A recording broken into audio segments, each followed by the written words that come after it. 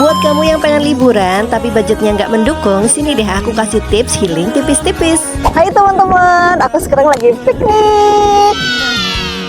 Gak perlu keluar kota buat healing tipis-tipis. Cukup pergi ke lapangan deket rumah kamu, nikmatin alam dan pemandangan di situ udah bisa kok buat refreshing. Kalau udah kayak gini, nggak afdal kalau nggak bawa makanan. Untungnya aku sudah pesen nasi tremos dari dapur Jeng Siwi. Satu paket ini bisa buat 2-3 porsi loh. Lauknya kamu juga bisa request sesuai keinginanmu. Dijamin deh healingnya makin berkesan dan anti lapar. Nah ini aku cobain beberapa menu. Yang pertama ada paket ayam goreng dan ayam bakar, paket ayam geprek dan kulit crispy, dan gak lupa favorit aku belut goreng. Satu paket tremos ini udah lengkap banget. Isinya ada nasi daun jeruk, lauk pauk, sambal, dan lalapan. Tremosnya udah jadi hak milik pribadi ya. Ini bener-bener rekomen banget karena menunya enak-enak, harganya juga terjangkau, dan yang pasti anti ribet. Yuk langsung pesen sekarang juga.